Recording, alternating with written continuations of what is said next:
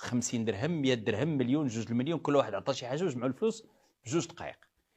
دابا واش الانتخابات المقبله حزب العداله والتنميه غادي يلعب واحد الدور جوهري ولا لا؟ غادي نتسناو المستقبل هو اللي غادي يقولوا. لكن بين ان كاين واحد الديمقراطيه، الناس جايين ما كاين لا شريني، لا جايين على الامتيازات، لا جايين على اللوطيلات، لا جايين على المصالح، وهذا اللي كيعطي ذاك الجانب ديال الديمقراطيه. بسم الله الرحمن الرحيم. السلام عليكم ورحمة الله وبركاته. أهلا وسهلا ومرحبا.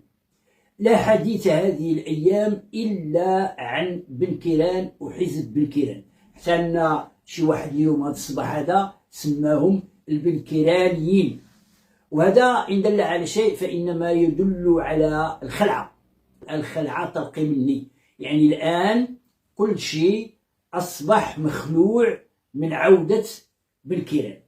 بن كيران يشكل هاجسا كيخليهم يتخلعوا وكيخليهم يرتجفوا من العودة ديالو، لأنه ظاهرة انتخابية اللي بغيتو تقولوا قوية لا تقاوم ولا تهزم. لذلك من دابا هما كيضربوا ليه الحساب، هما نايضين شحال هادي. راكم شفتوا الأحزاب كلها حتى أحزاب الأغلبية فيما بينها تخاصمات وبدات كتمارس المعارضة على بعضياتها. حزب الاستقلال ناض كينتقد الحكومة، وحزب البام ناض كينتقد الحكومة، وبداو كيمارسوا المعارضة على بعضياتهم تهيئا واستعدادا للانتخابات، وبداو كيصرحوا كل واحد على حدة أنه هو اللي غادي يكون قائد الحكومة الجاية اللي سموها أو اصطلح على تسميتها بحكومة المونديال. سموها حكومة المونديال، يعني الحكومة اللي غتشرف ولا اللي غتحضر في الوقت اللي غادي نكونوا كنهيئوا المونديال واللي غيجري فيه المونديال. مع أن كما قال لهم بن كيران راه حتى حكومة ولا حتى رئيس حكومة ما غادي يشرف على المونديال عنده مواليه اللي غادي يشرفوا عليه، وعنده المؤسسة اللي غادا تشرف عليه، وهي اللي كتشرف على بحال هاد الأمور اللي فوق الحكومات وتجاوز الحكومات. كما قال بن كيران راه ما غاديش حكومة كما كان نوعها ورئيس حكومة كما كان نوعه ما غاديش يشرف على المونديال وما غاديش يتشرف بالإشراف على المونديال، لأن المونديال من اختصاص مؤسسة معينة وكبار من الحكومة. وهما الآن قلت كيجريو مع بعضياتهم، كيدابزوا مع بعضياتهم للسبق للانتخابات، كل واحد يدعي بأنه هو اللي غادي يفوز بهذيك الانتخابات، هو اللي غادي يترأس الحكومة الجاية، وهم في الأغلبية بيناتهم. فما بالك فاش غادي يطلع لهم المارد، غادي يخرج لهم المارد من تحت الأرض بعد ما كانوا قالوا راه وعدوه راه انتهى. غيطلع لهم المارد اللي هو بن كيران ويخرج لهم من تحت الأرض ويؤكد لهم بمؤتمره اللي نجح وكانوا كيتوقعوا أنه ما ينجحش، وقلبوا عليه ووجدوا ليه وداروا جميع السبل وجميع الطرق وجميع الأمور اللي خصهم يديروا باش هذاك المؤتمر ما ينجحش، وتوقعوا له أنه ما ينجحش، وتوقعوا أن هذاك المؤتمر يكون هو آخر ربق لحزب العدالة والتنمية. والعكس هو اللي كان، كأن هذا الحزب خرج من رماده وعاد إليهم من رماده. دابا الآن كل شيء كيتكلم على بن كيران. بن كيران قال، بن كيران داز، بن كيران فعل، بن كيران اجتمع، بن كيران صرح، بن كيران سب، بن كيران كذا كذا.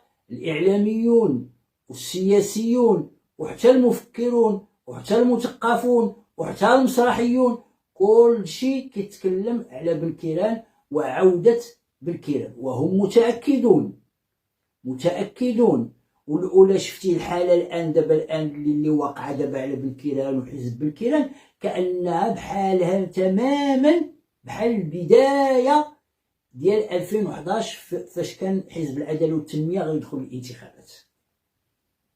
الآن كلشي كيتكلم على بن كيران وعودة بن كيران، اللي كينتقدوا شنو دار في العهد ديالو، واللي كيقولوا بأن العودة ديالو ضرورية، واللي كيقولوا ان داكشي اللي ما عجبناش في الولايه ديالو راه ممكن يتجاوزوا، واللي كيقول كيحذر كما شفت اليوم في الجرائد على واجهات الجرائد في الصفحه الاولى كتلقاو بن كيران هو الاول، بن كيران دايرين بن كيران وسموها البن كيرانيه، وكيحذروا من عوده بن كيران. علاش؟ لأنه غادي يرد العربية، ويؤلبون عليه رجال التعليم لأنه قال في رجال التعليم بأن هذيك الزيادة ماشي ضروري تكون.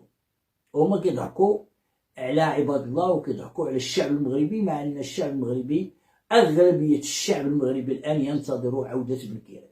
والله يحفظ، الله يحفظ من أشنو كيتدرس وأشنو كيتبيت واشنو كيوجدوا باش يعرقلوا هذه العوده هذه، وباش ما يخليوش بن كيران يعودوا مره اخرى الى الساحه السياسيه، ماشي لرئاسه الحكومه، غير يرجع غير للساحه السياسيه، غير يرجع الحزب ديالو الساحه السياسيه هذه وحدها كتخلعهم. غير يرجع هو دابا الان عنده يلاه 10 ولا 10 وشي حاجه 12 ولا 13 برلماني، ومنوض هاد القربالة كلها، فما بالك الا ولا عنده 30 40 50 برلماني وكان عنده فريق. هو الان ما عندوش فريق، عنده غير مجموعة نيابية، فإذا كان عنده فريق في المرة الجاية 20 ولا 30 ولا شوف شحال غيكون عنده في المرة الجاية، فهذا غادي يخلق ليهم بلبلة، غادي يخلق ليهم مشكل، لأنه غادي يصدعهم وما غاديش يخليهم يخدموا في خاطرهم. هو الان مصدعهم بلا والو. فانتظروا المفاجآت مع بن كيران، والسلام عليكم ورحمه الله وبركاته.